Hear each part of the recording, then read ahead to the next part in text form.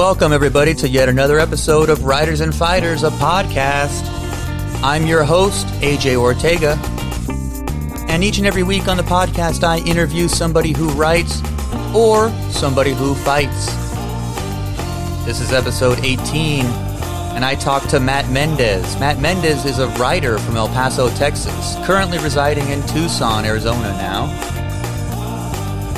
He's the author of Twitching Heart, a short story collection.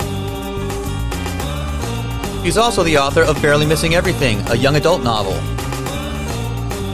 And in our conversation, we talk about El Paso, we talk about writing, we talk about his writing process, we talk a little bit about the difference between writing short stories and writing a novel.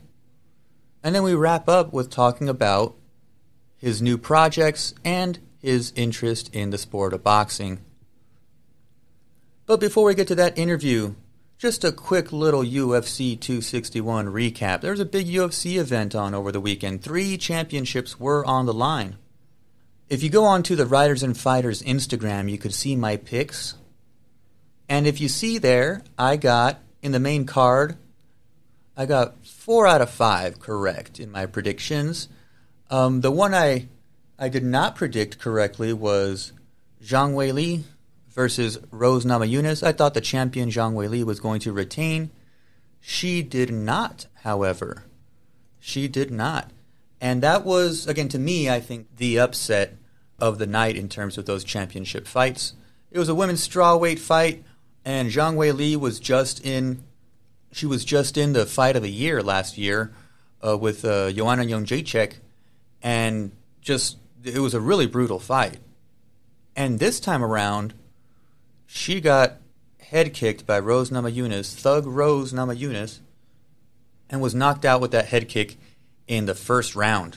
Minute and a half, something like that.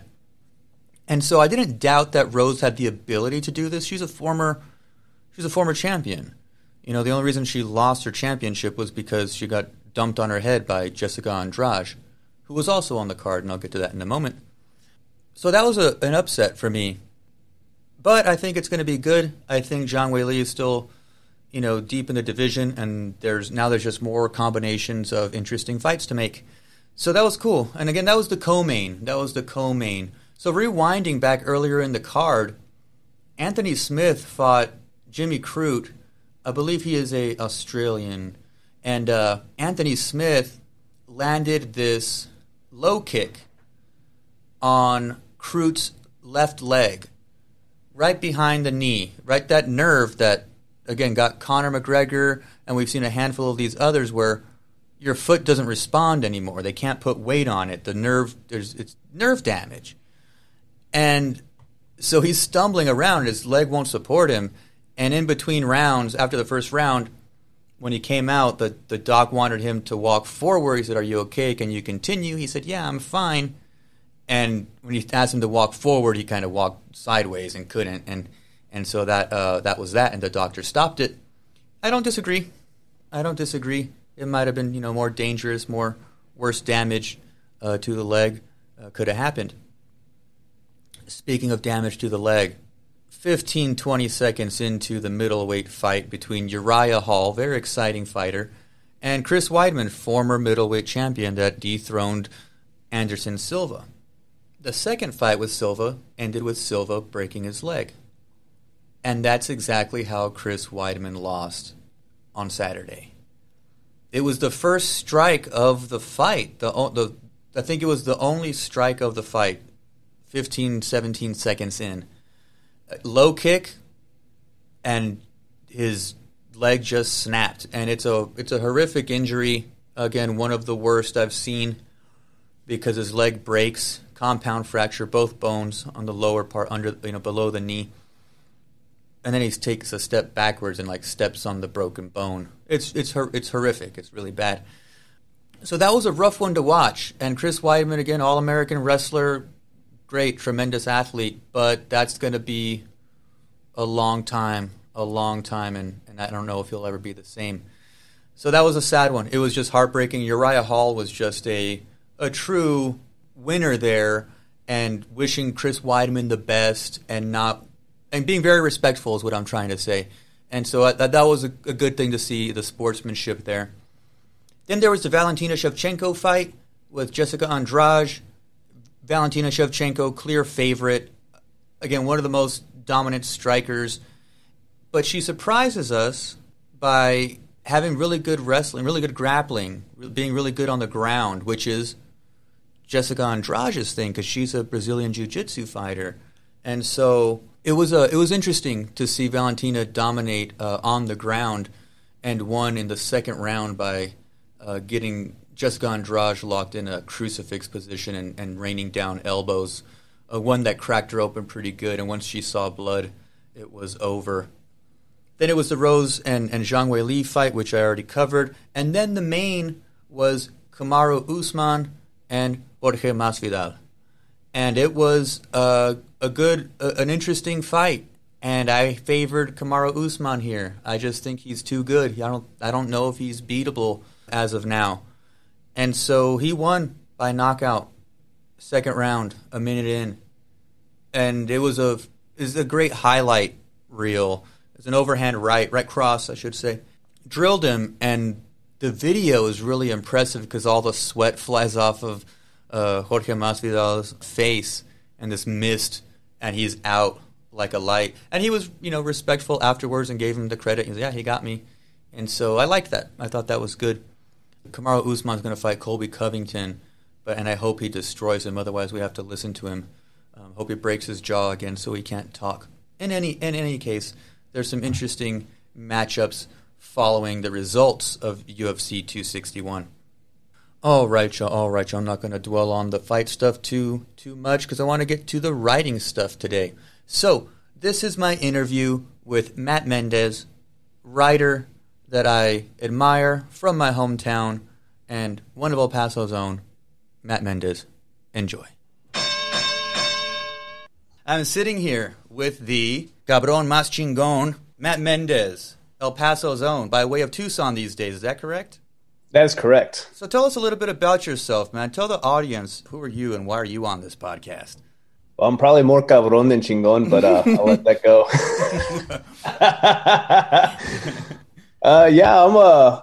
I'm a writer from El Paso, and I still feel like a kid from El Paso. You know what I mean? Now you grow up and you leave town, and you're like, it is a place that is always right in the back of your mind, and that's never left me. I feel like I'm an 18-year-old exploring the world still, and I still have like my family in El Paso still really close to the back of my mind. So when I'm out there in the world, that's what I feel like still, and that's where I write. Even though I haven't lived in El Paso since I was 18, I still constantly am in that world. And when I sit down to write, even if I try to write from, a different place, it ends up being an El Paso story. That's funny. Before I hit record, we were talking, and we just started talking right away like homeboys.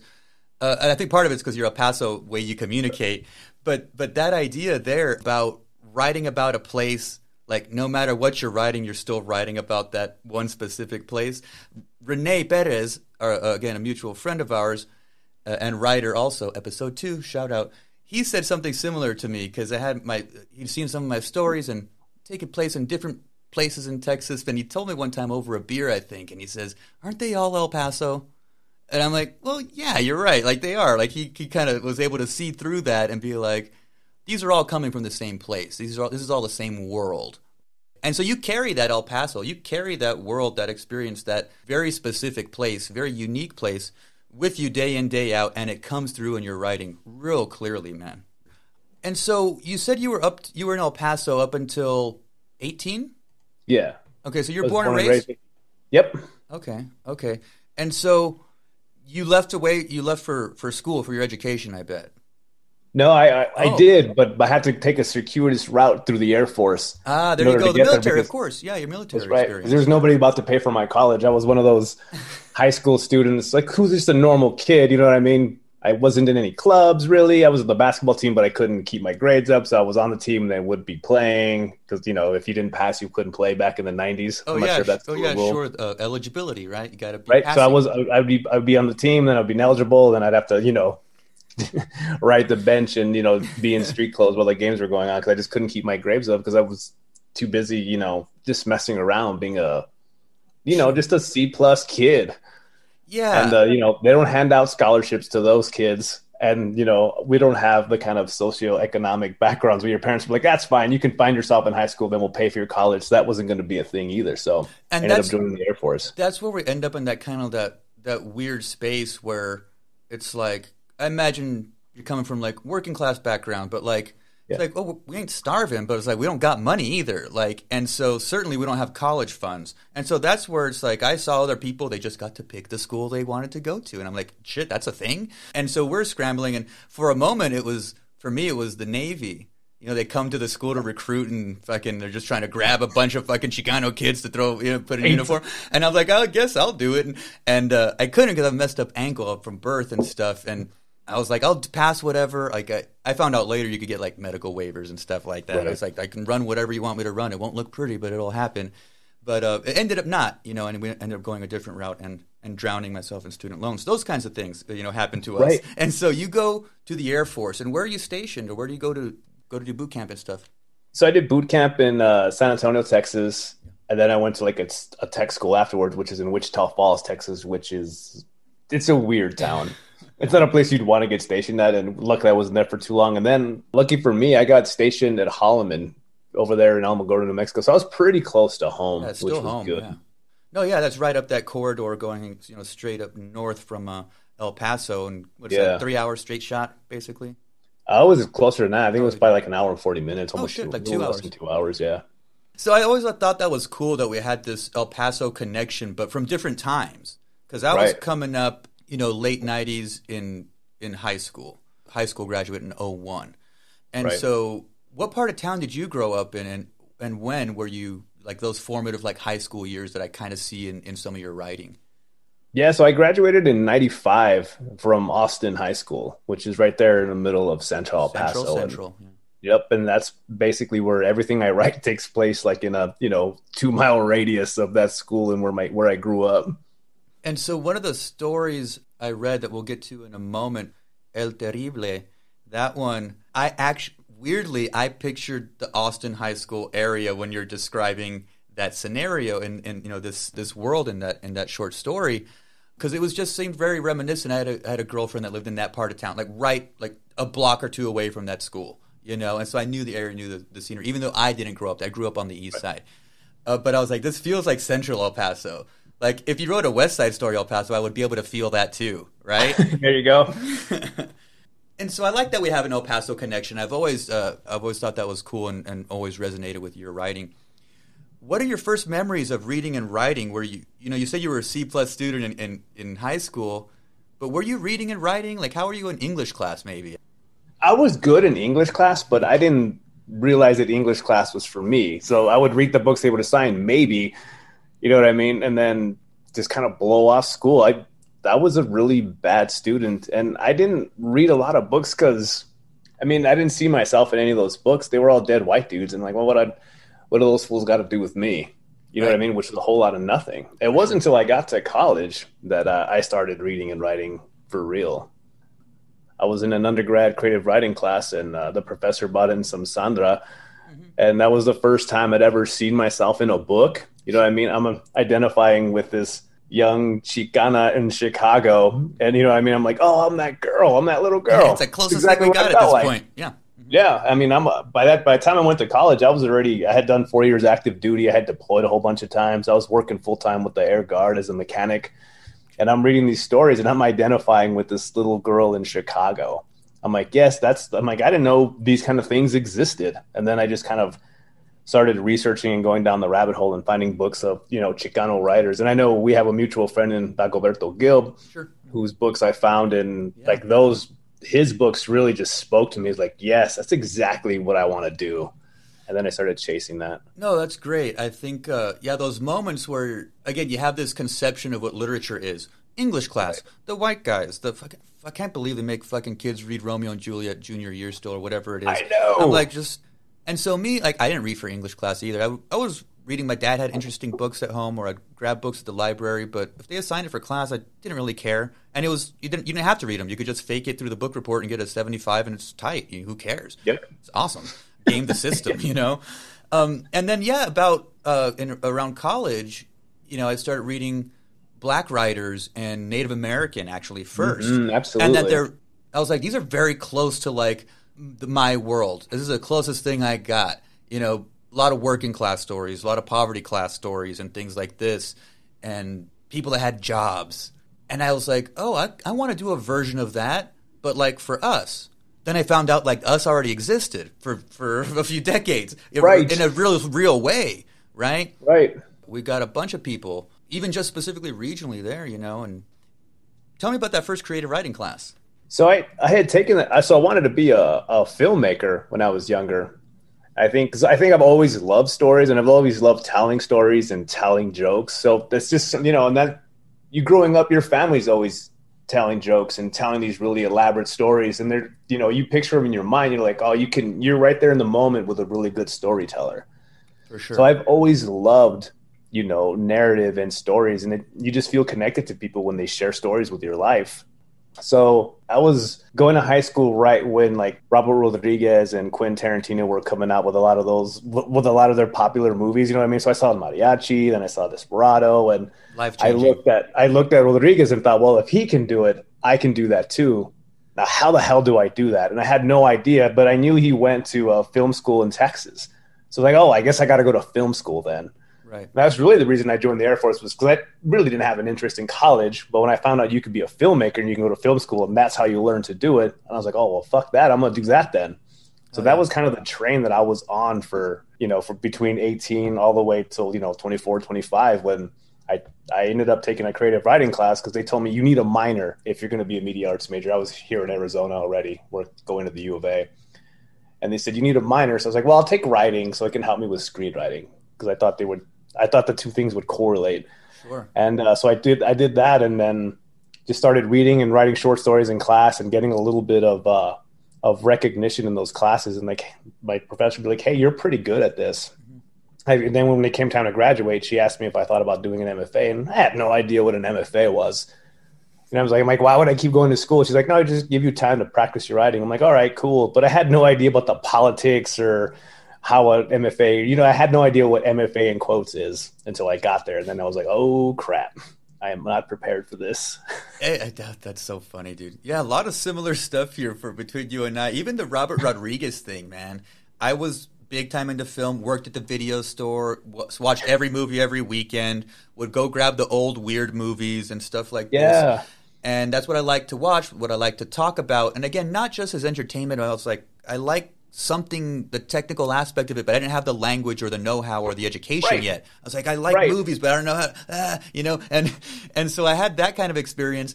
And a friend of mine actually bought me Rebel Without a Crew, the book that Robert Rodriguez wrote about how, his first coming up kind of stuff, and how it was very punk rock DIY, like, that he was just talented and made it happen with the little bit that he had. Didn't have what Spielberg had at his disposal, right? But still, what was it like 7,000 for a mariachi to make? Pennies, right? And makes it really interesting because there's interesting writing, and he's innovative as an editor, thinks outside the box. And so I still resonate with him in that way, in that he still does a version of that, and then has also gotten the critical acclaim, and everybody wants to work with him and all that stuff. Right. And so still a huge inspiration in that, like, the Chicano filmmaker. Because he's doing pulpy things that are going on in Chicano neighborhoods, but he's doing it in this very American way. Yeah, and what I mean? I think he's one of the greats there. Rob Rodriguez, he's great. And then you mentioned that somebody took notice in your writing, like in a class, right? Yeah. Also a similar thing for me, that somebody noticed, hey, that was actually a good story. And you're like, oh, maybe somebody enjoyed kind of reading that. What if I did this? And what's the next step? And so on. Then you hear weird stuff like MFA, and you have to go home and, what is that? Look online. Right. Yeah, I had zero idea what I was going to be in store for when I applied for it. I just applied for it because, this really, kind of nurturing professor kind of guided me through the process of applying. It's like, oh, we'll just get some stories here and we'll do, you just send it off. And I, honestly thought everybody just got into these things. I had no idea there was cutoff. I thought it was like applying for undergrad. Yeah, I thought you could just, again, pick and then you just go there. Right. I had no clue until I started finding out that, I had this professor plant that seed, and then he had some stuff going on, and so I go to another professor that I'd had for a couple classes or something. And I remember him I'm like, this is kind of the stuff I want to send out, a bunch of poems and this and that, a writing sample, this, whatever. And he starts going through all of them, and he looks at my poems for 2 or 3 seconds, Matt, and just turns one over. He goes, not this one. Nope.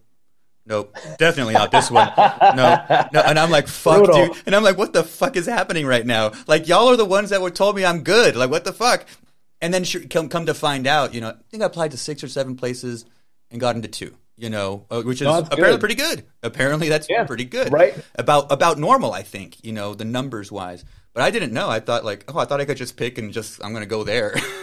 Right. I thought the same thing. I'm like, oh, well, I graduated, so they just let me in. I'm going to pay, right? So why wouldn't they let me in? I only applied at the U of A. I didn't apply anywhere else. Oh, cool. Wow. Because it didn't even dawn on me to think about other schools or traveling to go do this. I was like, yeah, sure, I'll do this. Well, what the hell? And then I got in, and I'm sitting in my first workshop. You're talking to some of the other students there, and I'm older than the other students by, about 5 or 6 years. Okay. And, you're like, oh, well, I went to Georgetown, I went to Yale, I went to Harvard. I'm all looking around like, what the hell has happened? Where am I? Exactly. It was it was bonkers. And even in a place like, just a state school, right? And again, I went to Texas State. Again, just your run-of-the-mill state school, pretty damn good school and everything. But we ain't at Harvard, right? And so... Right. But when I got, the first 2 or 3 weeks, I was like, what have I done? What have I done? And then my first story in my first workshop, I think they point out I have no control. I don't know how to use, I don't know what dialogue tags are. I don't know where to put the comma. I don't know fuck all, dude. It's like I could kind of tell a story, but I don't know. I don't have the mechanics. But that's why one of my professors said, you can go learn the mechanics. You just read a fuck ton and you practice a lot and the technical stuff comes. But the storytelling, you have it. You mentioned earlier your family was an influence in that, like, that's where part of the storytelling stuff comes from. Yeah. Who were the storytellers in your family? Oh, there's so many. I would say my mom is a pretty decent storyteller, although there's always a really Catholic thread running through all of them. But she can be really funny, and she can paint a picture pretty well. So she would, tell us like these cautionary tales of, of family members who've done, things that I guess ended up with them ending up in trouble. So she would just tell these cautionary tales, and she would just spin them in such a way that I was always, I don't want to say they were like magical realism, but like I didn't believe them as necessarily true, but they were true. You know what I mean? Well, it's the Mexican version of the tall tale, right? Right, exactly.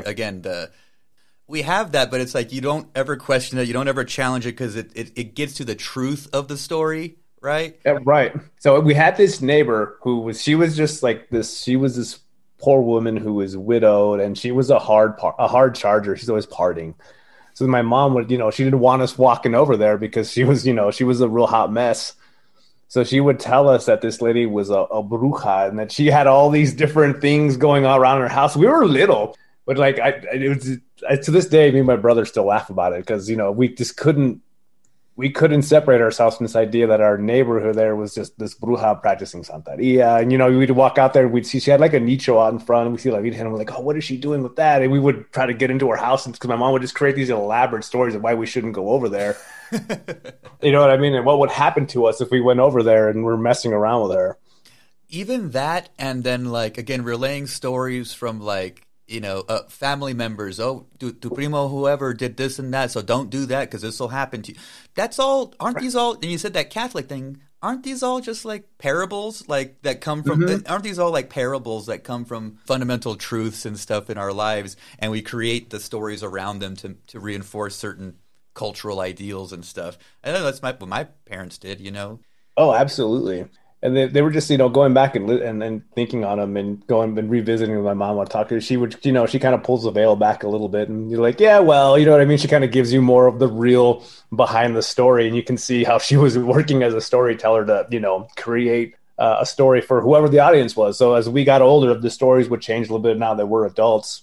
Sure. She pulls the curtain back, and, you learn a little bit more about this, poor woman whose husband had died, and she, started, partying really hard. And while she was married, there was always kind of like violence going on in the house. And that's why she didn't want us there. You know what I mean? So she invented this tall tale that evolved during the years.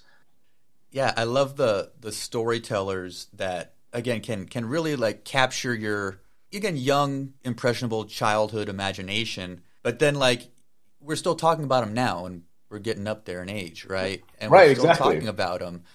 Do those stories ever find their way into your stories and your writing? They do. And like, so my first book was an adult collection of short stories, and my second one is a YA novel. So like the stories me and my friends would tell each other are the ones, those experiences are the ones that keep bubbling up and I keep writing about over and over. Sure. It's like those stories we would, you grow up in the neighborhood and just like my mom with our neighbor La Bruja, there was, this house does this, these people are doing, X, Y, Z. And we would kind of just create these fantasies of what was going on in our neighborhood. There's people, we had a friend who in high school, he was in this really bad car wreck and he passed away. And that really shaped a lot of our youth growing up. So we would talk about stories with him, and then he's just kind of, his memory kind of ballooned into this kind of legendary figure that we would talk about all the time. And, he became like, Paul Bunyan. Mythic, like yeah. His exploits just getting, crazier and funnier, the more we talked about him. And it's hard even now to distinguish what really happened and what we were fabricating to kind of keep his memory alive. All those things get mixed together in this way that's hard to separate what's what. Yeah, that's great that you're able to keep somebody's, memory around and have some, respect in who they truly were, right? And if that means we have to make up shit to describe who this person truly was, then so be it, Right, yeah, because he would take his parents' car, and we would cruise around town, but it became that he would steal their car, and we would cruise around. All of a sudden, we were, we were getting in chases, and the stories would just keep growing and growing. And as an adult, you're like, well, there's no way that was happening when you were, 15 and 16 years old. But at that time, we would just create these stories, and we would tell them well into our, late 20s, and we still talk about them today. A couple of my friends that I still keep in contact with will share some of those tall tales, and they're real fun. And the stuff that maybe, comes from your real life. And again, it's always these nuggets that show up in our fiction, right? Right. Have you ever had anybody, like, again, from your family or somebody in your close circles that knows maybe what that nugget is or where the real truth is behind that, and comment or say, like, hey, there's that character that's based off of that old neighbor we used to have, or anything? Or do they just accept it as like Matt's doing his thing and playing with the tools that he has at hand, including these memories and so on, and not address it? Oh, I have a lot of friends who would tell me that's me in that book, right? I'm this character. I'm this character. You know what I mean? And they'll identify themselves, Sure. Even though that's usually an amalgamation of different people. It's not necessarily one person, but they'll single out a trait and be like, "Yep, that's me. I know you're writing about me there." And then they'll kid around about suing me, and I'm like, I'll give you the one penny I made for that book. So yeah, have fun shaking me down and have the moths fly out of my wallet. Right. When my dad read my thesis collection, his first comment was, "You stole my story." And I go, "Which one, though?" And he's like, "Well, this, because I stole like 3 or 4 of them, Dad." Like, but he was like, "Oh, there's one really specific one. It was really interesting scene." I was like, "It was too good now." But that's what happens. So I was like, when you tell me that story, you being my father, me being your son, it becomes mine. Sorry. Absolutely. I was like, that's the rule, Pops. That it becomes mine. And he was actually happy to hear that. So yeah, it's like you weren't using it anyway. Exactly. I made it awesome. And right. Speaking of awesome, dude, I read a couple of your stories again. I reread Tacos Aztecas, which I wanted to make sure to talk about that one because I want to link our audience to that one online. I think that's a really cool one, and I do like to promote Acento's Review. Good magazine. Yeah, that's a great journal. Good folks over there, just always good content. And so that's getting back in the time machine a bit, I know. But tell me about that story a little bit, maybe the inception of it. Me try to think. It's been a while since the book came out in 2012, so writing it was 6 years before that. So my memory might be a little fuzzy on all the details. But I know I'm constantly going back to writing about marital relationships, especially in that book, and then what it's like to be a Mexican American dude trying to figure things out. I mean, there's a lot of us that we withhold, and that's really cultural. We don't share a lot of our feelings. We think a lot of things. We don't say them. We don't comment on them.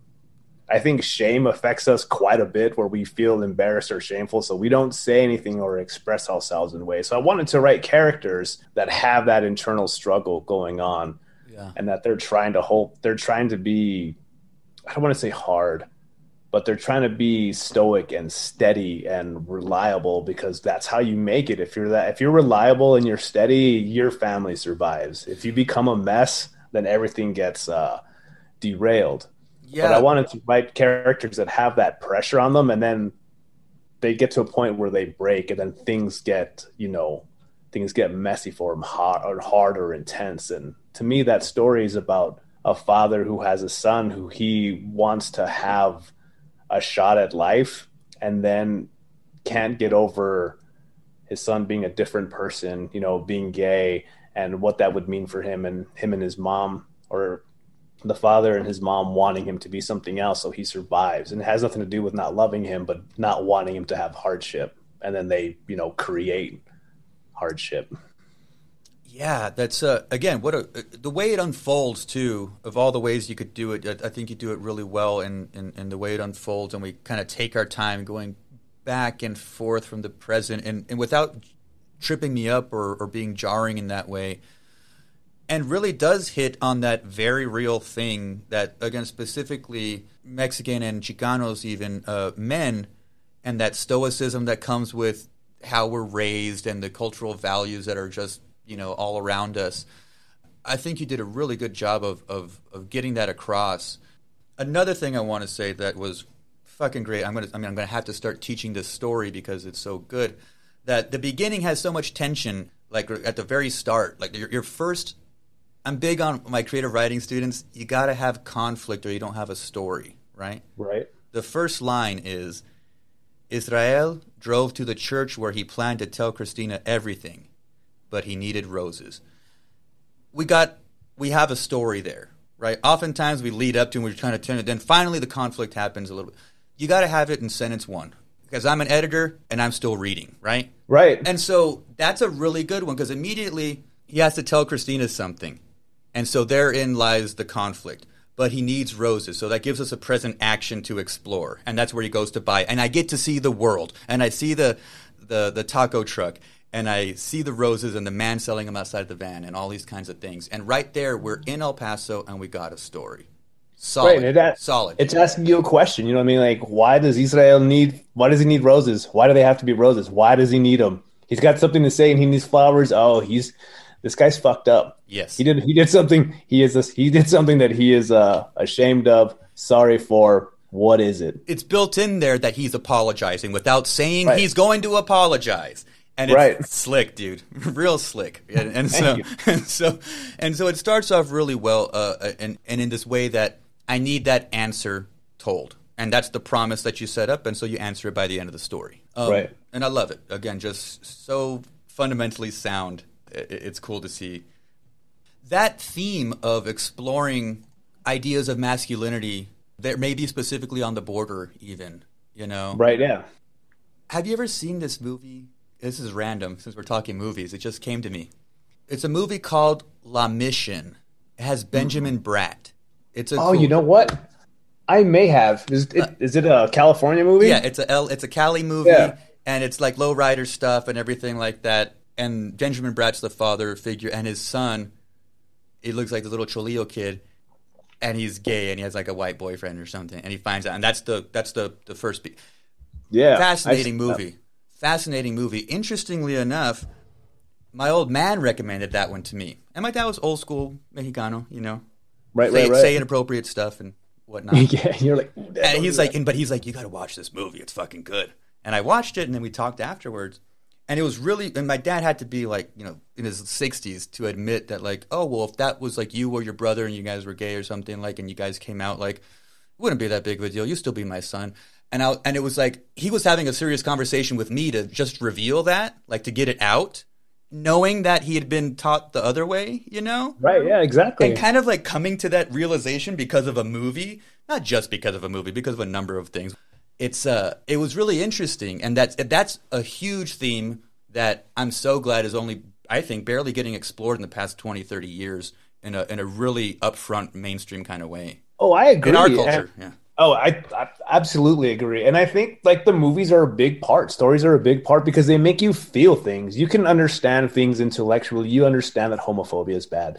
People understand that racism's bad. You know what I Sure. mean? They know that they shouldn't feel the way they feel. But when you see a movie and it makes you feel something different than that ugliness that you feel when you think about people who are different than you, makes you feel like, hey, these people are genuine. You have compassion for them, empathy for them. I think that's the beauty of storytelling in art, is that the feelings it generates. And when I write, that's what I want to write towards, people having an emotional, attachment to the story. I think a lot of literary fiction tries to be too intellectual, and you know what I mean? It doesn't try to, trigger an emotion in people. And that's what I want to do, whether it's maybe sadness or humor. I want people to have like this feeling when they're done that they can't explain how that was created. To me, that's where the magic's at. Yeah, exactly. Once you start to actually evoke emotion, actually move people, again, like I was saying, in certain parts of the other story I'm going to talk about, just smiling as I'm reading it because this is funny, and that like I am having some sort of emotional reaction.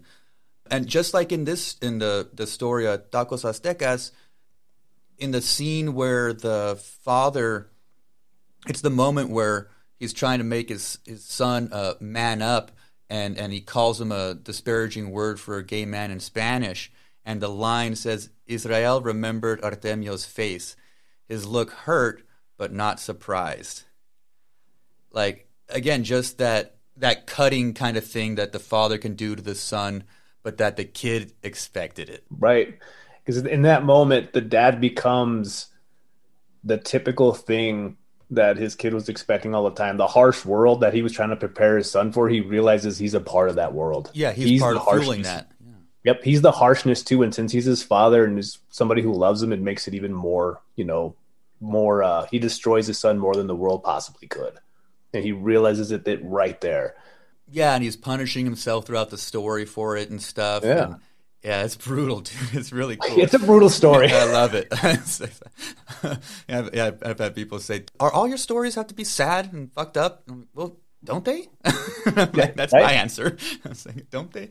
That's mine too. That's been one of my I guess pet peeves, where people are telling me, "Oh, your stories are always so sad. They're always so dramatic." I was like, sure, but if you're in the culture, you'll catch a lot of the jokes and moments of joy and everything. It's just, life can be hard, and there's serious things that go on. And to me, exploring those are important. That's what I like to explore.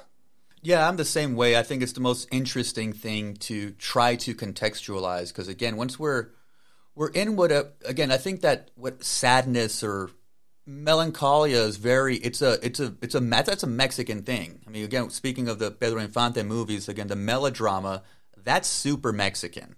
That is Yeah, super Mexican, just the over the top sad, like because that is what we have inside. It's actually what Octavio Paz called the Mexican masks, right? We're hiding that's right. ourselves away, all that Hmm. stuff, and that's truly again how and again specifically in the masculine world, we have that Mexican mask on a whole lot more.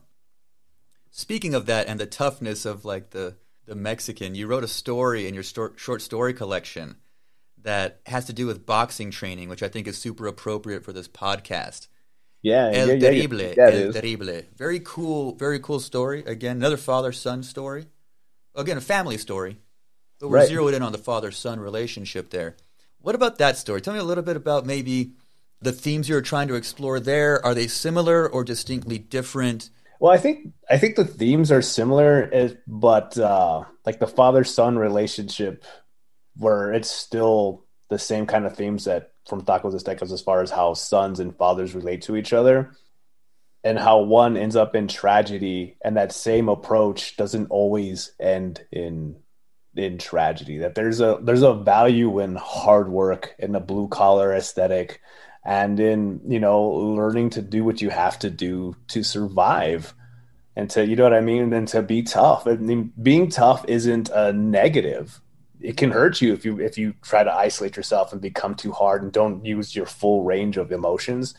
You know what I mean? But being tough and learning how to survive in a world that's hard isn't isn't negative. I agree. It's, you know what I mean? So to me, this father wants his son to stick to things, to learn how to work hard, and to, stand up for himself and learn that, hey, sometimes you have to do something that's ugly. And, I think the father goes for that message, in this kind of unconventional way, in a way that could really turn out bad.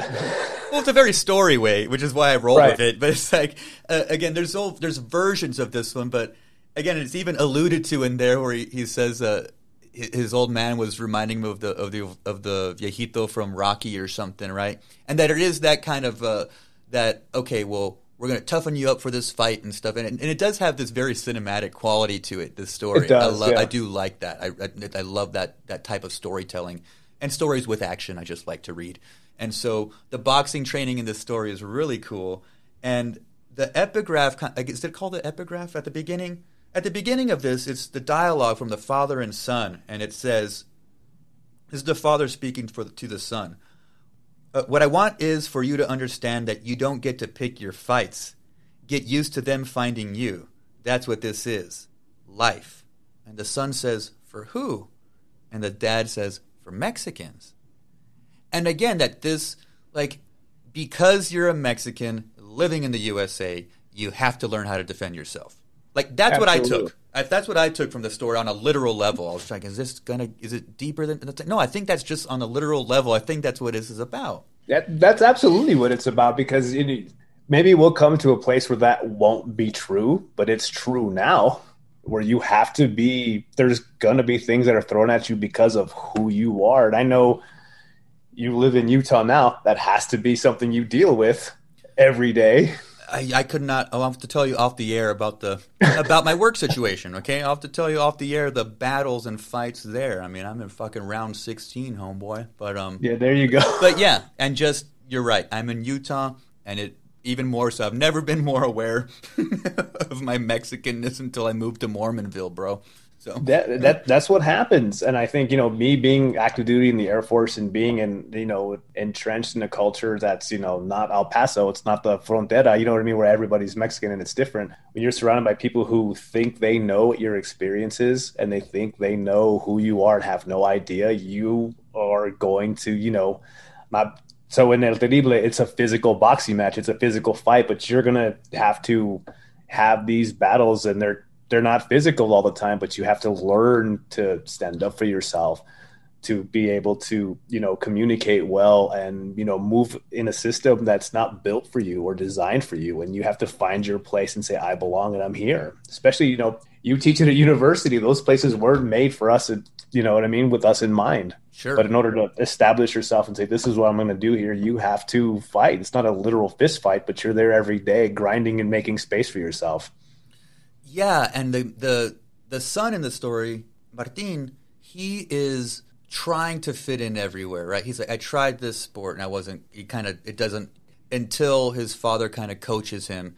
And part of what he learns is that he can throw a punch, and he knows how to slip a punch and read a big swinging hook and all these kinds of things. But he also learns, again, that stick to something, be mindful of your thoughts and what your body's doing. Listen to your dad is one of the lessons I also got, in a fucked up way. Right.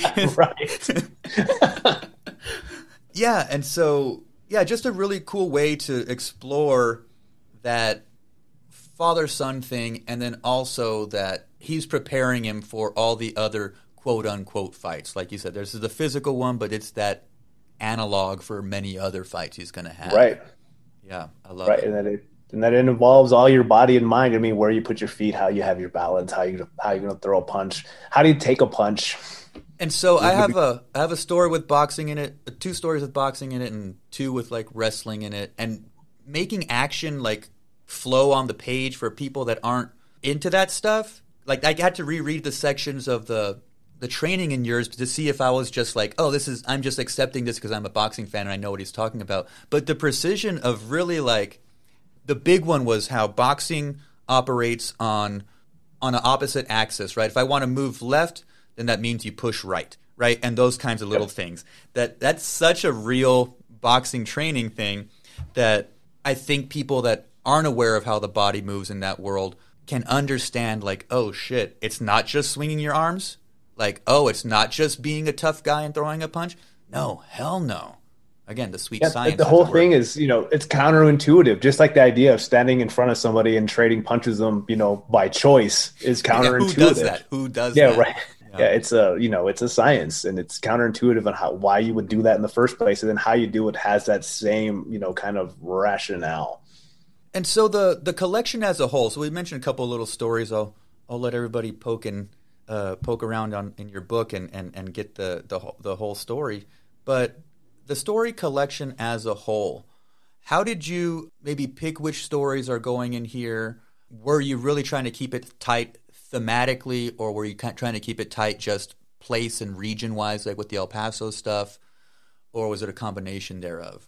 I was really deliberate with how I wanted the collection structured. So tell me about back when that was coming out, that's when a lot of short story collections were being, stamped with the word novel on them.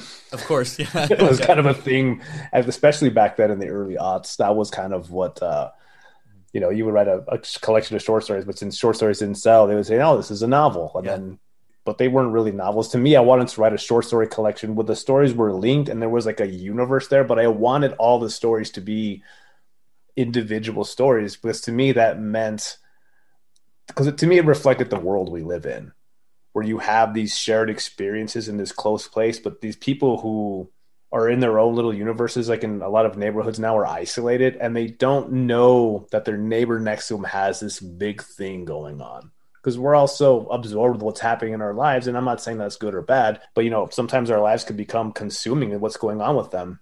And we forget that the people next door to us who live in the same neighborhood are having that exact same experience. And if we were to just reach out, we might be able to help each other make our lives better. But we're reticent to do that. And for me, I wanted that short story collection to kind of have that feeling. I was really reading a lot of Juan Rulfo back then. And he's actually one of my favorite writers. But I was reading Pedro Paramo and how that whole town knew everybody else's business down, you know what I mean, in Comala. And everybody, they're all ghosts. They all share each other's memories, and they're all like this almost this cohesive unit. Yeah. The place has the place and the collective consciousness has a point of view that influences the stories. Yes. Yeah. So I wanted to write like the next incarnation of where we're at in El Paso, in that little city where that's no longer the case, but the drama and the stories are still there and they still bubble up. But that whole consciousness that the town shares is now fractured and broken. So that's when I was piecing the story collection. That's what I wanted to kind of create. And I think very few people, unless you've read both books, wouldn't be able to put those two things together. But that was me as a writer. That's what I wanted the effect to be. Well, I definitely think that you got the one of the first things you said was that this idea of, okay, this person, living across the street or your next door neighbor or somebody, your coworker, they have this life and world and this other crazy experience that you're not really plugged into and that you're not aware of or something. I think that your writing does a really good job of showing me authentic characters that do seem like real people in real situations, and that they, on the surface, seem like ordinary people until we meet Israel on that day he's buying the roses because he has to apologize, right? Like the day something changes is the day I'm reading your stories in these people's lives. And I think that that's very much how I approach writing too. All my people in my stories have like normal jobs, right? Or they're right. Normal people, like, oh, he trains as a boxer, or he's a lucha libre wrestler on the weekends, and all these kinds of things. And then you go deep into, who is this person? What does happen when they leave the hardware store and go home? And all these things. And you do a really good job of exploring that in a way that doesn't seem artificial. And for me, and I would be able to sniff it out if you were full of shit, it's 100% El Paso, dude. It's 100% El Paso and 100% El Pasoans. Like, I can see the authenticity there that other people may just have to be like, oh, he's from El Paso, I'm going to trust him. No, like if anybody from El Paso would read one of your stories, they'd get that. And that's something to admire. Well, thank you. Yeah, I try to make that as when I'm writing for place, I want to make sure, when I go back to go visit, although this last year I haven't gone back just because of all the coronavirus stuff, but I want to go back and, reflect even the current El Paso and try to catch the vibe there. So even when I'm writing in the fictional present or in our times, I want to make sure that I have that vitality of the city still very much at the forefront of all the stories. No, I'm going back to some stories that they have to take place in a certain time, and I'm like, how do I identify that this is El Paso in 1998, not 2008, right? And like without doing it in a cheesy way because it's changed culturally and so on and so forth. Yeah. And so the story collection came out a while back, but tell me about the follow-up novel. And you said it was a YA novel. Was there a different approach in coming to that in terms of a longer story arc while still trying to maintain a certain element of El Paso and those themes? It was so that novel took me 10 years to write. Oh, that's all? Yeah, I'm on 11 for my short story collection. I'm beating you, dude. It takes a long time. You know what? The short story I find writing short stories to be immensely harder than writing a novel. Oh, no shit. It's so hard to write a short story, especially when you're trying to collect them and put them in a collection, because each story is, they're diamonds. Like to me, a short story is like you're trying to make a watch or a piece of jewelry, and everything has to be exact and perfect and small and detailed, and every word really has to matter. If you're writing a 400-word story, every word has to, validate why it's so. You have to be able to justify why each word is used. And in novels, not that you're not doing that, but the reader's going to forgive you. Yeah, we have a certain amount of space that we're going to forgive, yeah. Yeah, exactly. So to me, it was at least getting the first couple of drafts done was less exacting in writing a novel. You had, what I mean? You knew like, well, this is kind of sloppy, but I can use this here, and I can grab this chunk and I can move it to this part of the novel. This writing is good. It doesn't fit here, but maybe it'll fit later. You know what I mean? So it just gives you a whole lot of freedom, where with short stories, it's super precise. And yeah, I think it's that the large scope versus the small precision. Right. And I think I bring a lot of short story writer quality or a lot of short story writer tendencies to writing a novel. It takes me a long time to write them. I think my chapters all kind of start like my short stories do, where there's an inciting event or a dramatic event that happened that kicks each one off. Because I'm a guy who likes plot and action like you know what I mean? So I got to keep things moving. But that's the film shit, dude. I think so. That's really, I'm putting it all together right now as we talk, and I'm like, how are you this? Again, you say a lot of the same shit I say when I teach these principles of short story and screenwriting. Also, that inciting incident. It's like we need something at the beginning to promise the audience we're going to deliver something later, right? And that's just the Absolutely. 2-hour promise of a movie, which we do in the short fiction. Yeah, I love that, dude. Well, movies are really, upfront and naked about it. This is about this. This character is going to go from A to B, and there's not a lot of shame about it. I think in a lot of literary fiction, that like we're exploring these grand ideas, and everything else doesn't really matter because we're going to explore some existential idea. And to me, like, yeah, that's fine, but I need to be entertained. Movies like to entertain you, and they're not shy about telling you. And to me, if you're a decent writer, you're entertaining people as well as moving them, as well as teaching them. You're having a whole full experience, but it should be entertaining. You should love reading. Oh, 100%. I mean, and I don't finish books I don't like all the time, Same. And I tell students, I'll say, if you don't like what I'm reading, read something else and then write something about something else if it means that much to you. Honestly, like I might have given you a dud, but if you're not I think that's good. That's a better exercise. AJ assigned this and it was boring as shit, so I read this instead. Fucking cool. I don't care, good. And so I think that meandering around these I like the direct, clear writing, and that's why your stuff reads quickly. I mean, which is also a good thing. People can just read your stuff fast and get to the next one. I think that different approach of the big scope and then that small precision, I think, you start off those short stories. And so you said you start chapters that same way too, with that kind of inciting incident, kind of let's get this ball rolling really quick. Each chapter is kind of a new moment that we have to traverse. Right. And especially when writing the novel, I had multiple point of view characters. So it gets tricky because you end one chapter with one character and it ends on a kind of like a question for the next chapter. But when you start clean with a new character, in the following chapter, you have to start it with that same momentum, because you just left somebody on a cliffhanger and they're not wanting to read somebody else's point of view. And if you start slow, you lose them. So you gotta hit it quick. That same momentum, but with a different voice. Right, Like, exactly. It's really hard to do. I had to break the novel down. When I finished the first draft, I had to break it down point of views. And I would read one character. So there's three characters: is Juan, JD, and Fabi. So I would read all the Fabi sections together, and I revised her story oh, all together. just that through line.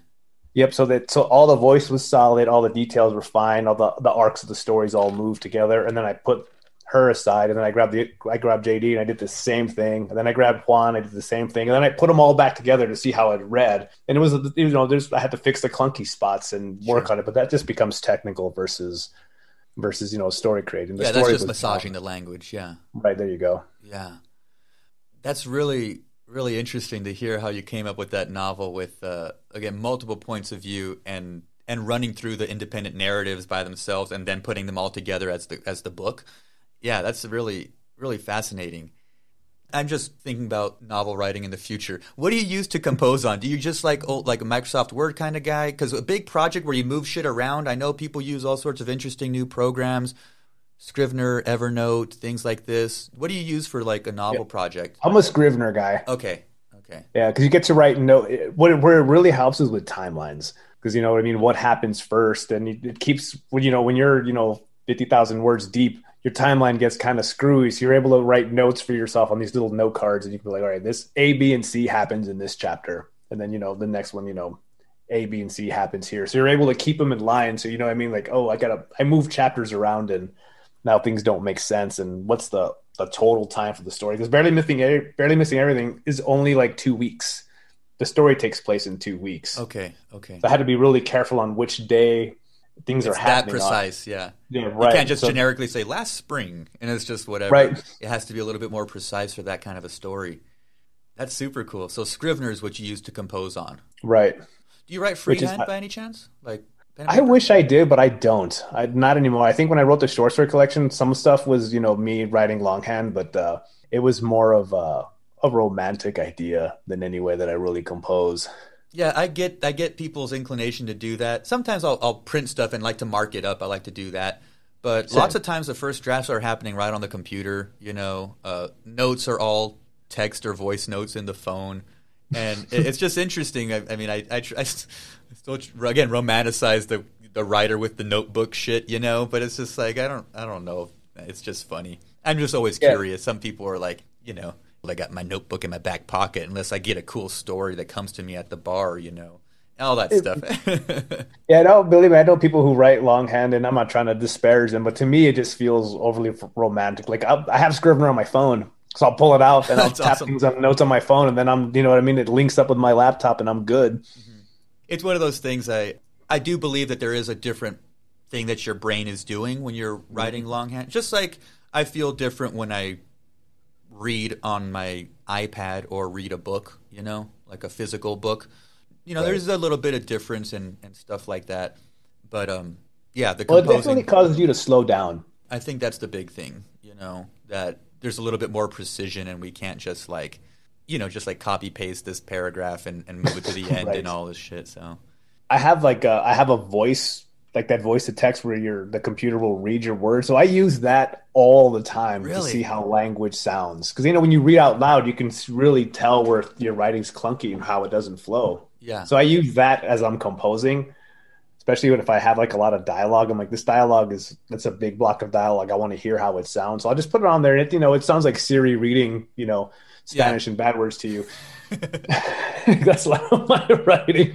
But, I'll have it read, and you can kind of catch the rhythm and the cadence to see how it sounds. And, you get a ballpark. Yeah. And if, I tend to repeat words over. So when you hear the program reading it, you're like, oh, I use that word too much. I use that word too much. And then I'm able to print it out like you do. I scratch it all off, and then I kind of, re-edit it that way. Yeah. Good. So to me, technology's helped me be a better writer. Because I'm able to use different shortcuts on it. Well, your writing does have a good flow. I wonder if it comes from listening to Siri read it back to you. Like this very, again, just clear flow. And there's moments where, and I've noticed you do it, I do it, and Renee does it a little bit. And I don't know if it's a Chicano thing or if it's something else. But certain sentences flow better when you just write the predicate and you leave the subject off the front end. Because that's how we talk in conversation. It's a weird thing if I read this stuff on my iPad, and so I wasn't able to mark it up.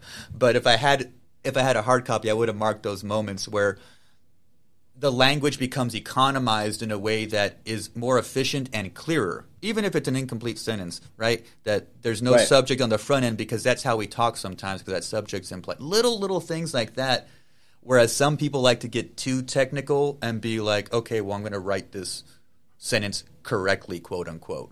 It's like, well, no, we speak in fragments. Let fragments happen in your writing. Right, and especially not just in the dialogue, but in the regular prose. Oh, yeah, in the prose, that's what I mean specifically. Yeah, right. There's moments there where the narration is doing that. Yeah.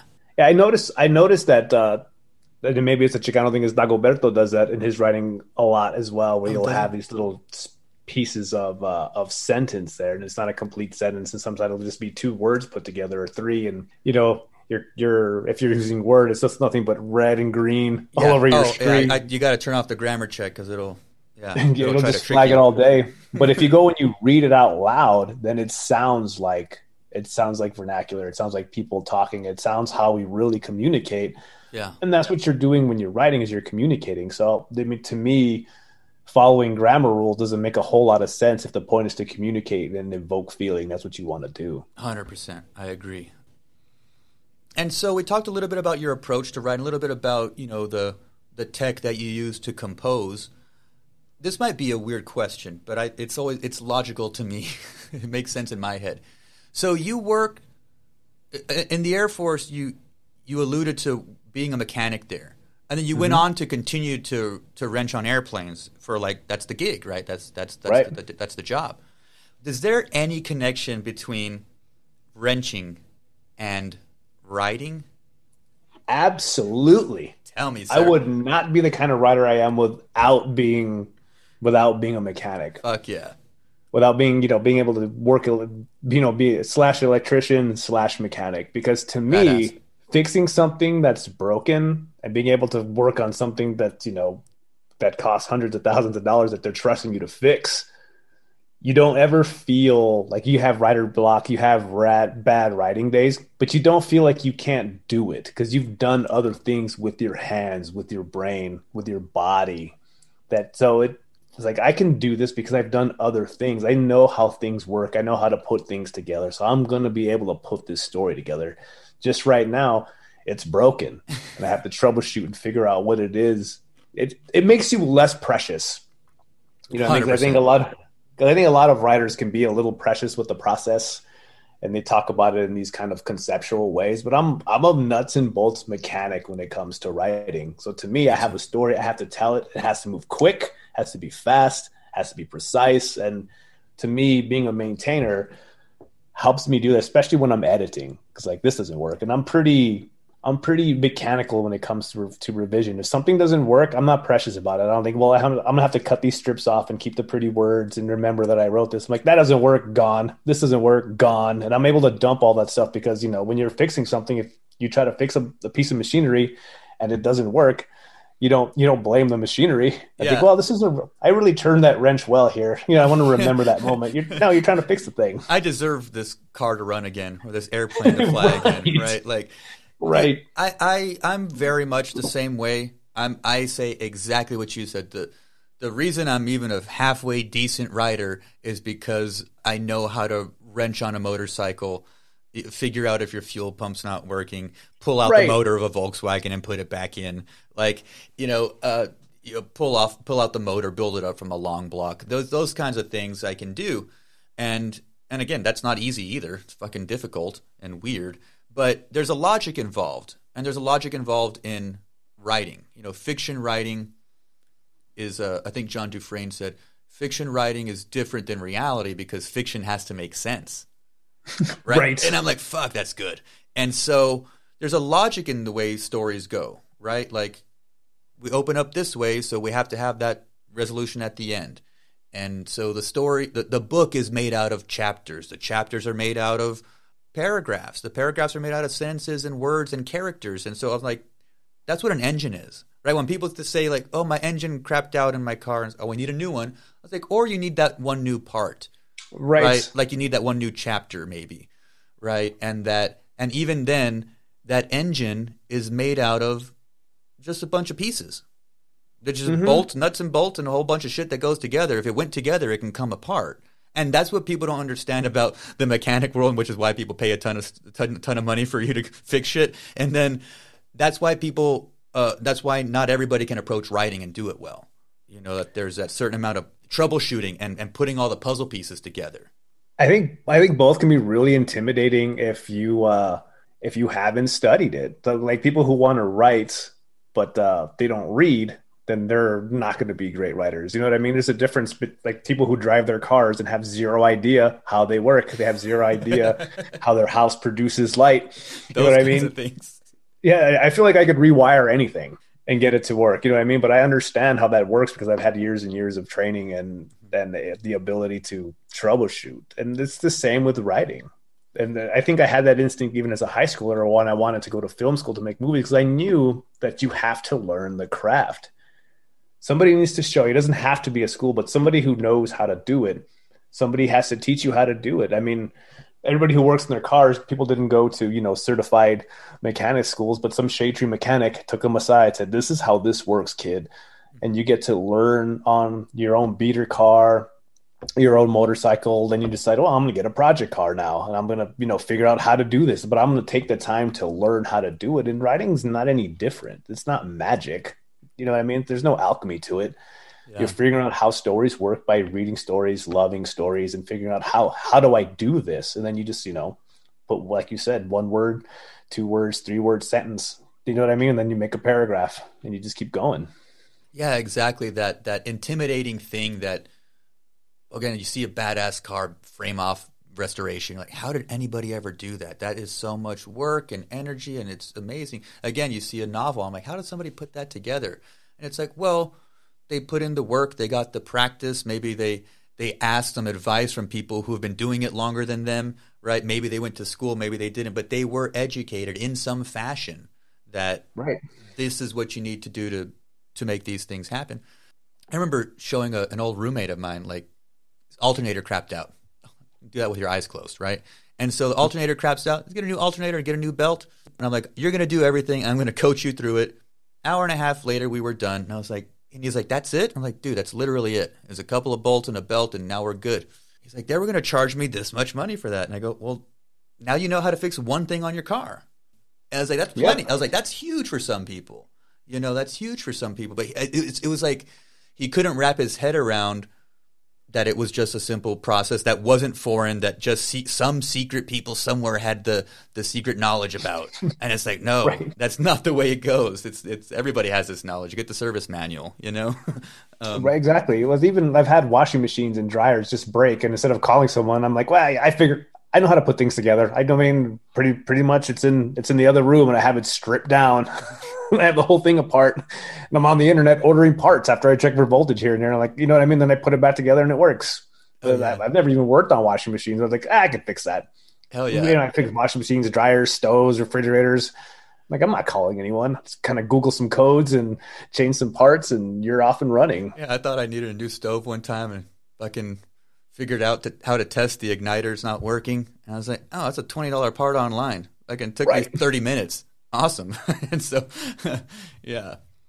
And so what do you have going on next, or like maybe next projects or stuff you're working on now, stuff you're writing? So I have book 2, the follow-up to my first novel, is with my editor now, and I'm expecting a edited manuscript from her at any moment. Oh, no shit. Neat. Yeah, so I'll be getting busy working on that. And while I'm doing that, I've started book 3 or novel 3. Which is I'm taking my first stab at a ghost story. Oh, cool. I have a Google alert for Central El Paso on my phone. And every while I get some wild stories that come from there. And this one that came by that I'm writing on now was that these 2 kids were going to look for ghosts at a high school and end up getting robbed by another guy who was there. I'm like, well, that's the most El Paso shit I've ever heard. So that's going to be novel 3. How do we get here? God, that's good. No, there's lots of... And El Paso has some spooky shit, man. El Paso has some spooky shit. Oh, yeah. I remember one time my little brother, God rest him, he went one time to go bootleg ghost hunting at Concordia, the cemetery. I saw the shirt. That's why I fucking remembered you wearing a shirt that says Concordia on it. It's amazing. And so he went out there and they were fucking midnight walking around the graveyard. The cops show up and, bugged them and they were like, no, we're just looking for ghosts, man. And so they took off. It was all good. They have ghost tours there. No, yeah, it's a real thing now, man. That's a whole tourism industry. I've found out the ghost hunting stuff and ghost tours. Yeah. So I'm in the middle of researching and getting in the middle of that world. And again, that must be a fun, playful kind of thing to explore. With the opportunity of grounding it in reality or grounding it in pseudo-reality, right? And again, reaching some sort of interesting truth about ghosts in El Paso. That's dope. Yeah, it's super in the early stages where I'm doing a lot of research, doing a lot of writing. So where it ends up, I'm not sure, but I'm having a really good time kind of, playing with that idea. And even kind of like my mom's story where you start here with a woman being a witch and then you progress to her, being this alcoholic widow who, know what I mean? Right. Trying to figure life out. Who's just trying to make it.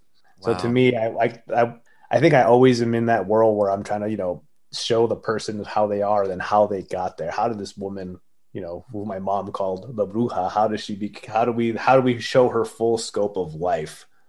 And to me, that's what this ghost story is going to be, is like, how do these 3 kids get here? And then what's the larger world like? And what does it mean? Badass, man. Very cool. And so we've well established that you are a writer. And I always ask my writers on the podcast, have you ever trained in combat sports or have any interest in watching fight stuff? Like the other part of my podcast focus. I know it came up in one of your stories, but tell me a little about like you personally. Oh, I've always loved boxing. I messed around a little bit. Do you remember San Juan Gym down on Missouri Street in Central El Paso? San Juan Gym, I don't know if it's still there. It's kind of heading towards I-10 if you're cruising down Central. It was a gym there. I used to play basketball around at a gym there all the time, and we'd kind of walk in there and watch guys train. And it was always really exciting to me. But my mom was just like against me going in there, even though we would go in there and try to, hit the pads or hit the bag. And people would kind of show you a little bit of they would just be cool and show you around. My mom didn't want me doing any of that. And even when I was in the Air Force and I was deployed to Kuwait, the Kuwaiti national boxing team was there. And, we would go there and I gravitated towards it, and I would watch them and they would, let me kind of mess around with them a little bit, but they're also cautious, they're professional fighters. They don't want to hurt you. Oh, of course. Yeah. Because there's always, I think people think that being in a street fight's the same thing as, as boxing or being in a combat sport. I'm like, no, that's a professional right there. Oh, no. They can hurt you whenever they want to hurt you. But I've always loved boxing. I mean, in the book that my editor has now, there's a scene where a son is watching the Chavez Sweet Pea fight. Yeah. Sweet Pea. And I remember watching that fight, and everybody around me was so happy that Chavez snuck that victory out at the end. And I just remember feeling heartbroken for Sweet Pea. And how we had that whole fight, and they told him at the end to keep boxing, to keep fighting, or he didn't have to do that, and he went toe to toe. And then, that ruined him. He lost the belt, and then he was never the same after that fight. And I remember watching that fight and feeling like my stomach clenched up watching him. I thought, oh, that poor man, what's happened to him? And then his life after that was bad. And that fight took it all out of him. Oh yeah, I remember Pernell Whitaker had, he was just great. Where, do you remember where that fight took place? I don't. No. But the early Chavez fights are ingrained in my memory, right? The early 90s, mid 90s. I remember Chavez and De La Hoya. Oh my God. And when Chavez didn't give De La Hoya the credit of beating him fair and square, right? Like that arrogance that comes from the champion and stuff, and him just not wanting to relinquish that somebody's better than me, that upset me. And I remember like not saying it out loud because I'm like, is this allowed? Because I'm like, again, in that situation, I'm like, Chavez is Mexican. De La Hoya's Chicano. Like I like the golden boy. I like the guy with the USA flag that has a gold medal. Like, but still wears a sombrero and shit. Like, cause, and being like, oh wow, like the young American Mexican won, and the Mexican doesn't want to give him credit. What the fuck's that about? And it still bugs me, dude. Oh, it bugs me too. There was such a generational divide there. I think people our age were like rooting for De La Hoya, and then all our dads are like, "Nope, Hell no. dare you!" I was watching that fight in Juarez. Me and a couple of my friends were Oh, down there, wow. and we showed up, and everything was cool when we first got into the bar. I shouldn't have been in there because I was way young, but we were watching it, and when it started, we were rooting for De La Hoya, and then when that ending happened, we had to run out of there because them dudes were pissed. Oh, It for was sure. it was the opposite of the Sweet Pea fight. They were out for blood, and we're like, we gotta go. We got up and booked out of there as soon as the fight was over. Well, shit. One time, my dad took me and my little bro to a fight in Juarez to go see a box. Like go see it live. There were Right? like six, seven cars or something. And we walk across the bridge to go over. And in the main event, it was a very similar matchup. I wish I could tell you who, but it was again low, regional Mexican pro, but Mexican fights. Right. And so it was a similar matchup, like a Mexican and like a Mexican American guy, and they give it to the Mexican American guy and they think it's a robbery, right? They think the judges fucking robbed the guy. In Mexico, they rioted and they start throwing beer bottles and chairs into the ring, and everybody starts to fight. It's chaos and everyone's drunk. And me and my little brother are children, and we're all there. And my dad grabs my brother but in a headlock and me in another headlock, and just runs out, barreling the three of us through a crowd with chairs flying over us and glasses breaking everywhere. It was awesome. That's a long way to say that was great. But seeing how seriously they took it was crazy. They've never forgiven De La Hoya. So over here in Tucson by the casino, they used to have like Golden Boy production fights. So we went down there, and Rocky Juarez, I don't know if you remember him, was fighting Marquez. And it was a big fight. And they had changed the venue. It was supposed to be somewhere else, and then they moved it to Tucson last minute. So I was like, sweet, I get to go watch these really, top-notch professionals fight. Yeah. And De La Hoya came. And when he went up to announce the fight, I mean, and there was a lot of dudes from Sonora, you know what I mean, who came over to watch the fight, and they rained boos on him. Still to this day, they booed him. He never came. Golden Boy Productions never came back to Tucson after that, but they rained boos on him. And that fight between Juarez and Marquez, I had seen fights before with professional guys, but they were, they're up and comers, they were journeymen. Sure. These guys were right at the very top of their game at the time, and just the crispness and the sound of those hits were so loud and so fast. It was such a bigger step up than anything I had seen live. I was in awe watching them just go at it. And I was rooting for Rocky Juarez, and I mean Marquez just annihilated him. Oh yeah. Oh, but just the amount of speed and crispness and bravery of those guys just standing in there trading. I was like, oh my God. Once you're at that caliber, a Marquez, Chavez, all these cats, and seeing that caliber of a fighter, and again, just the snappiness of the punches, or even now, like, a lot of people don't like Canelo. I love him, but his ability to slip. Yes. His ability to slip is really good. Like, you got to slow it down. People don't realize that those moments where he's kind of rolling and they're hitting the shoulder, or it looks like it contacted on his chin, but he's moving backwards, so it actually doesn't affect him at all. That's just physics. They're moving in the opposite direction. These kinds of little things that you have to see up close, that is another level. That is that true technical science part of it versus, a couple clumsy frat boys at a bar. I ain't afraid of that fucker. It's like, well, I'm afraid of, again, the guy with maybe a Golden Gloves necklace or something, right? I know, because that guy knows how to actually fight. He's not looking to slug you. You know what I mean? If you want to fight him, you're going to lose, but he's not going to just sit there and swing wildly, and he'll let you swing and move out of the way and make you look like a chump pretty quickly. Hell yeah. And so do you do any training yourself? You said you did a little bit here and there, maybe? Just messing around and really just going to the gym, but nothing serious. No, Okay. I just do a lot of running. It's mostly how I keep in shape. It's just Okay. not that it's road work or anything. I'm just running. No, yeah. I want to join a boxing gym once. I'm scheduled to get my second shot soon. Then I'm going to join up. There's like a Mexican boxing gym. I took it as a good sign. It's called Reyes, and so I was like, they got a big Mexican flag in there. I'll show up there instead of like the UFC gym with brand new equipment or something. I don't really watch a lot of UFC. I guess I'm A boxing purist, you can say so. Yep. Yeah, you know what I mean? I don't know. That's like the sports, the sport has like a troubled history or whatever, but I've always loved boxing. And that's just something I shared with my old man. He loved boxing too. And I remember me and him watching the Tyson Buster Douglas fight on a small black and white TV. Oh my God, that's great.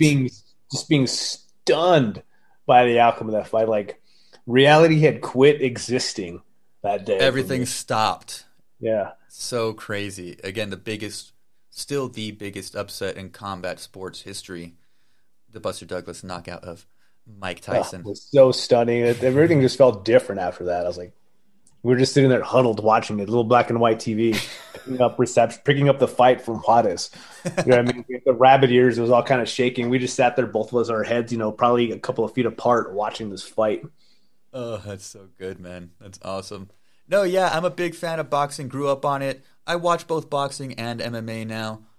But the boxing is such a beautiful sport, but such a shitty business. Like, that's what it comes down to. Like, it is a superior sport, I think. It is a beautiful sport, but the business of boxing is the problem, Yep. And it's been a problem since, the mafia bottom in the 60s and all that shit, like all that stuff. It's all just, it's been trouble in that way, very segmented, too many belts and all these kinds of things.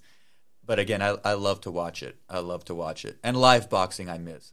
I like wandering into a amateur boxing event or something like that is fun too.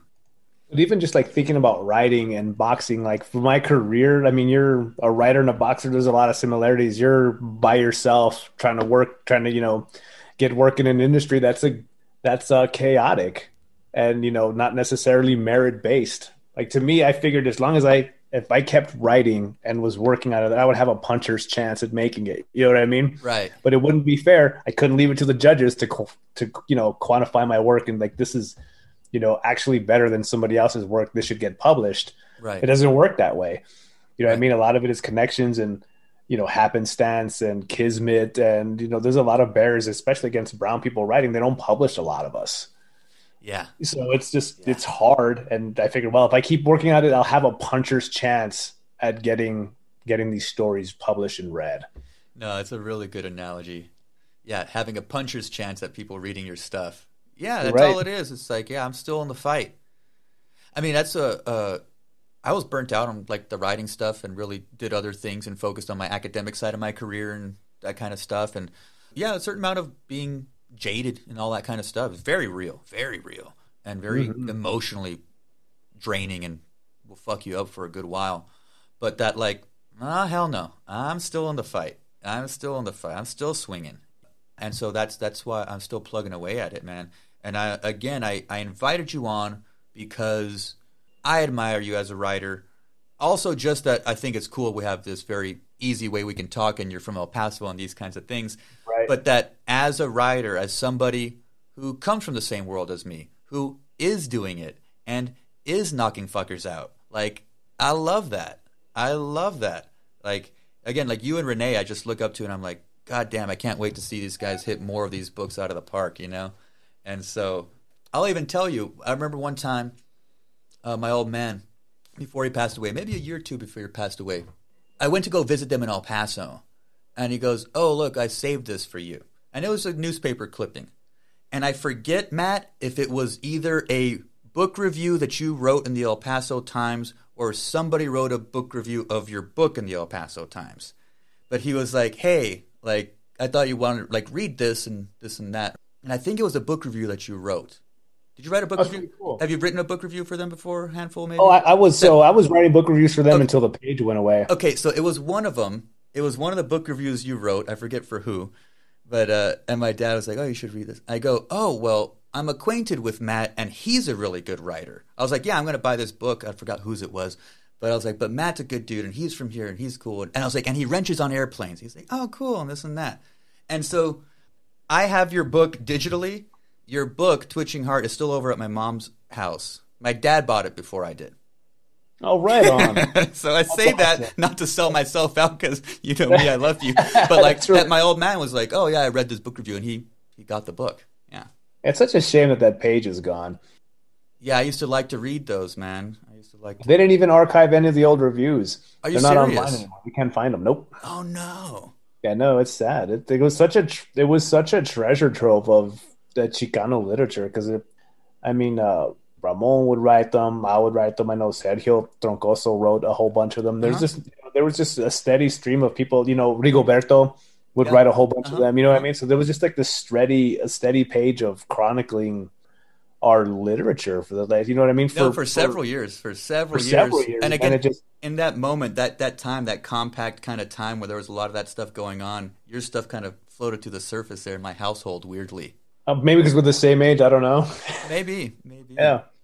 And so where can people keep up with you online to see what you are up to and see when these books are going to drop and when you get another story out and stuff like that? What do you got for social media plugs, buddy?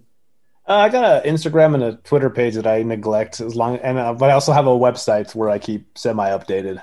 Cool, cool. What's the website address? It's just mattmendez.com. MattMendez.com. Cool. We'll direct people over there and get them to click on the Twitter button and the Instagram button and maybe sell some books and stuff like that. That'd be great. All right, buddy. Hey, well, I appreciate you coming on, man. Again, I only invite people on here who are better writers than me or who can kick my ass, okay? And so, Hey, I really appreciate you having me on here. This has been a really good time. cool, buddy. All right. Well, you take care. You too.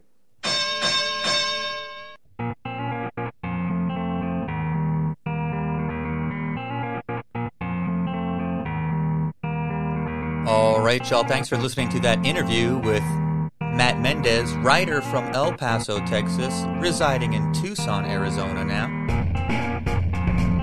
It was a good talk, an easy one, a fun one. We don't talk regularly. I've had lunch with him, I think, twice in the past 10 years, something like that. But it's always a good one talking with him. It was a fun one. If you want to check out his stuff, go over to mattmendez.com. His first book is called Twitching Heart, and it's a collection of short stories. His second book is a young adult novel called Barely Missing Everything. If you do the social media thing, you can follow him on Instagram or on Twitter at MattGMendez. As far as the podcast, you know the deal. Subscribe on Apple Podcasts, on Spotify, on Google Podcasts, any of your favorite podcast apps. Episode guide is over at ridersandfighters.com. We're all over social media. Type in Riders and Fighters into the Google. You will find all of our links. All right, y'all. Be good. Be safe. Take care of each other. We'll see you next week.